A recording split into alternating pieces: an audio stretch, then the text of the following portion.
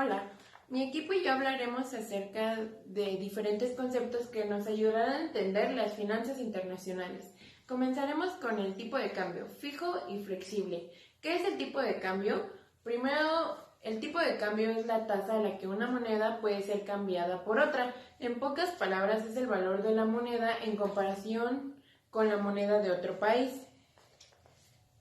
Tenemos dos tipos de cambio. El primero es el tipo de cambio fijo, que es un régimen cambiario bajo el cual la divisa de un país se fija con respecto a la de otro país, a una cesta de divisas o a otra unidad de valor, como podría ser el oro. La autoridad monetaria del país está comprometida a la compra y venta de divisas en el precio acordado. El Banco Central es el que se encarga de mantener el tipo de cambio oficial. También existe el tipo de cambio flexible. El tipo de cambio flexible es determinado por el mercado de la oferta y la demanda, donde se denomina autocorrectivo, que quiere decir que la oferta y la demanda automáticamente corregirán el mercado y el valor de este. Podemos observar el tipo de cambio en muchas cosas. Su utilidad en realidad es el juego libre de la oferta y la demanda en el mercado de divisas. En la vida cotidiana podemos observarlo cuando los ciudadanos que se encuentran en el extranjero envían dinero a las personas que se encuentran aquí en el país. Entonces, ese dinero que juntan se convierte en pesos mexicanos, respetando el precio acordado.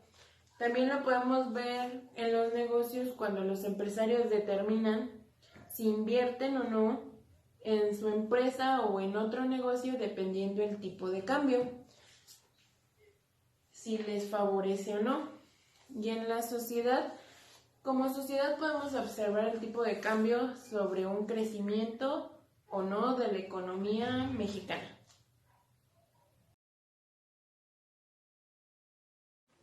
La crisis es una situación en la cual la recesión económica se ve prolongada por mucho tiempo, o al menos más tiempo de lo esperado. Sus efectos se pueden asociar con el desempleo, el cierre de las empresas, el descenso del consumo, así como de la inversión. Y aquí podemos distinguir distintos grados de severidad de la crisis, como es la desaceleración, la recesión y la depresión. La desaceleración se produce cuando la tasa de crecimiento experimenta una reducción sustancial, pero sin embargo sigue manteniendo signos positivos. La recesión implica que la economía presente tasas de crecimiento negativas durante al menos 2 trimestres consecutivos, mientras que la depresión, que es el grado más severo de la crisis, es cuando la recesión se prolonga y las tasas de crecimiento negativas son muy elevadas. Dentro de las causas que pueden ocasionar una crisis se encuentran las malas políticas económicas, las catástrofes naturales y sociales y la fluctuación en los precios de las materias primas. A lo largo de la historia se han dado muchas crisis económicas. La más controversial y que afectó a casi todo el mundo fue la crisis del 29 producida en Estados Unidos. La causa fue la caída de los bonos en la bolsa de Wall Street. Otra puede ser la crisis venezolana chavista, que hasta el momento todavía presenta escasez alimenticia e hiperinflación. Mientras que en el caso de México, una de las más conocidas es la crisis de 1948, causada por la devaluación de la moneda.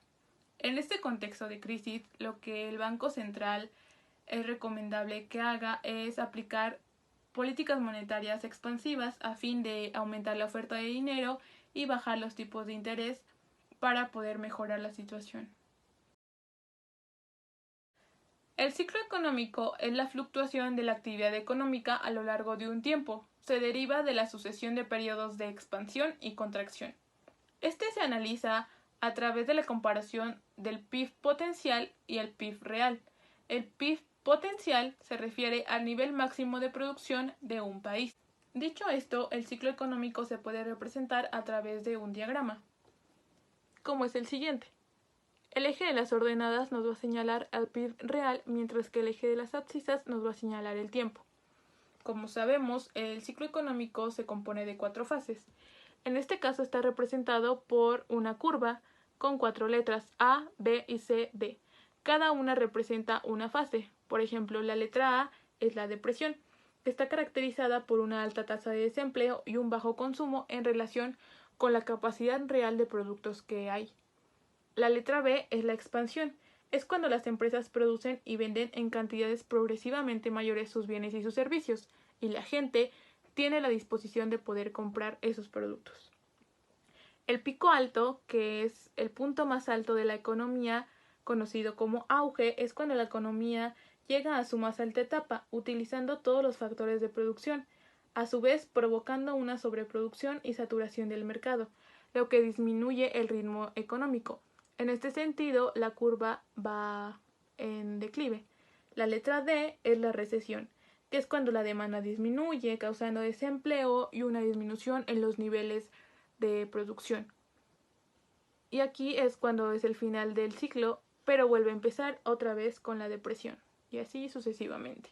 Respecto a su aplicación y el escenario en que puede presentarse un ciclo económico, podríamos decir que la situación actual que se está viviendo con la pandemia mundial del COVID-19 puede surgir un nuevo ciclo económico. En este caso nos encontramos en la fase A, que es la depresión, donde el consumo no está equilibrado respecto a la capacidad real de productos que se tiene.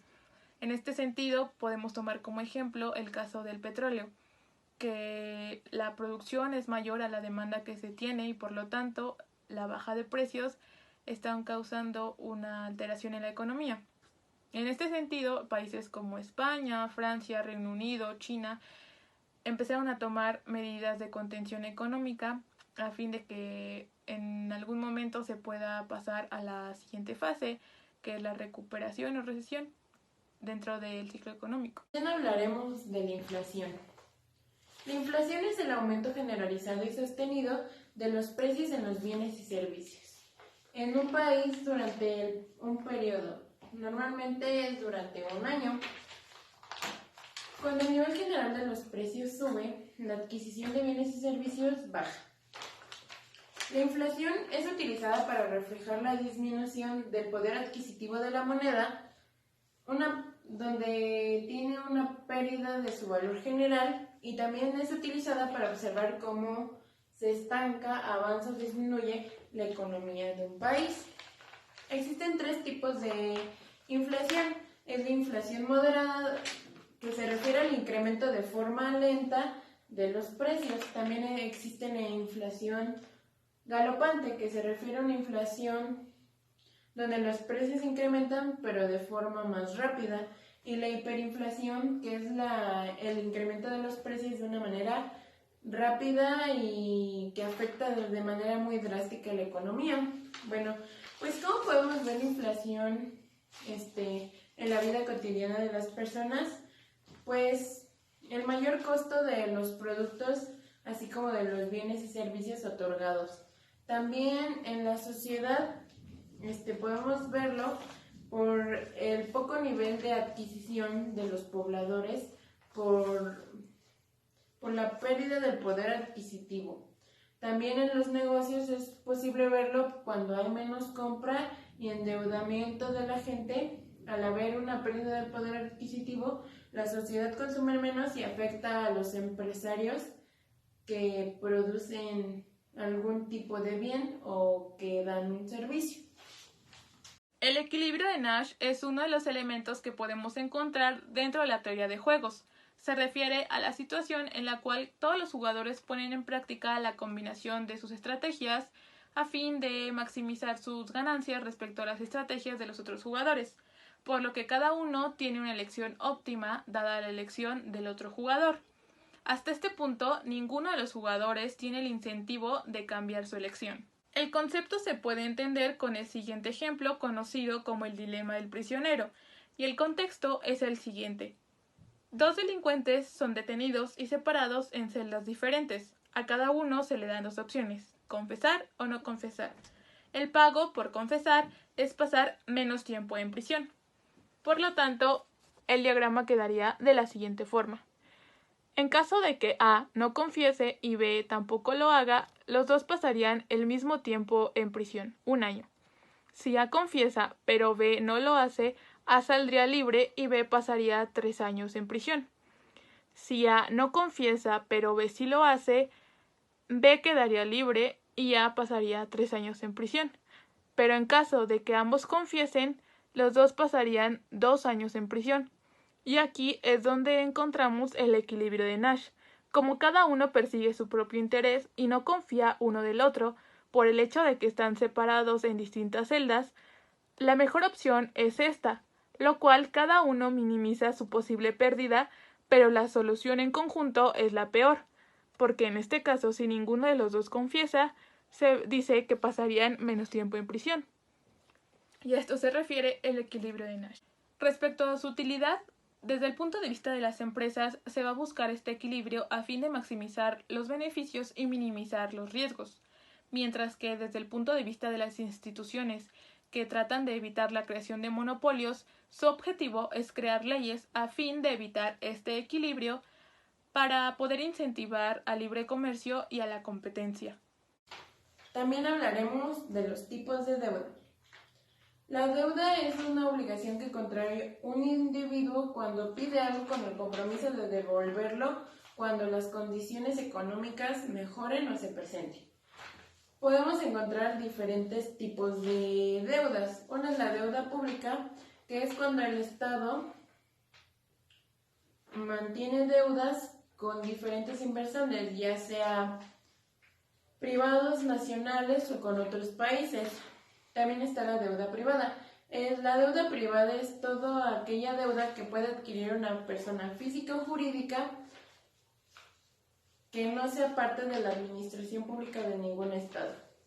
Podemos encontrar diferentes categorías de deuda. Una es la deuda senior secure, las conocidas cédulas hipotecarias que se presentan para tener un aval respecto a un pago. La deuda subordinada son las deudas de peor calidad, ya que el cobro de intereses a veces es muy alto y crea un efecto negativo en la deuda. ¿Cómo podemos observar las deudas? Bueno, pues las deudas en la vida cotidiana las podemos observar cuando una persona que contiene una tarjeta de crédito compra demasiadas cosas en un supermercado, en una tienda, y no tiene el dinero para pagarlas. Entonces adquiere un endeudamiento con el banco y tiene el compromiso de pagar ese dinero poco a poco a mensualidades, pero tendría que pagarlo. Los negocios, pues los inversores y los empresarios adquieren préstamos para mejorar o invertir en negocios. Esto a veces puede fallar, entonces el empresario adquiere una deuda que tendrá que pagar a ciertos plazos. En la sociedad, pues podemos verlo simplemente con el Estado o con la sociedad cuando hablamos de la deuda externa que tiene México con otros países y que tendrá que pagar. La inversión extranjera directa son los flujos internacionales de capital de los cuales una empresa de un cierto país dispone para crear o ampliar una filial dentro de otro país. Una de las características principales es que no solo implica la transferencia de recursos, sino también la adquisición de control. Esto quiere decir que además de que la filial le proporciona ingresos a la empresa matriz, también es parte de su estructura organizativa.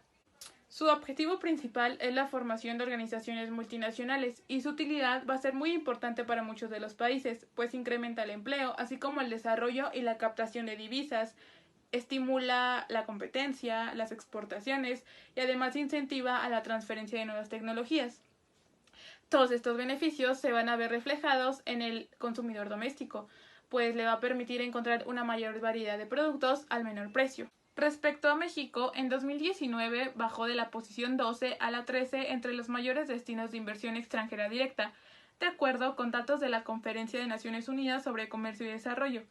El sector manufacturero absorbió casi la mitad de las entradas de la inversión, con un 49%. Las inversiones de Estados Unidos, que es el principal inversor en nuestro país, representó el 39% de los flujos, disminuyendo un 12%.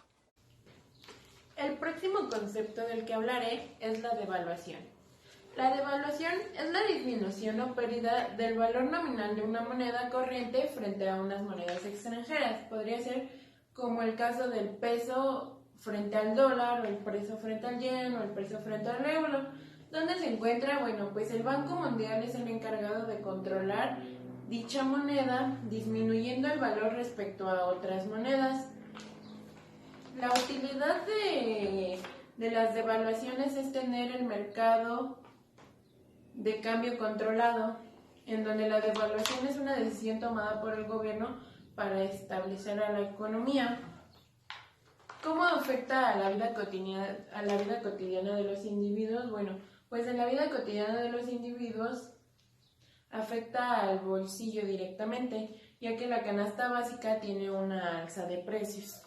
En los negocios, las devaluaciones crean inquietud sobre los inversores, pues es sinónimo de que la economía del país no se encuentra totalmente equilibrada, mientras que para la sociedad puede ser de cierta incertidumbre tener un alza de precio en la canasta básica o en cualquier otro tipo de productos necesarios.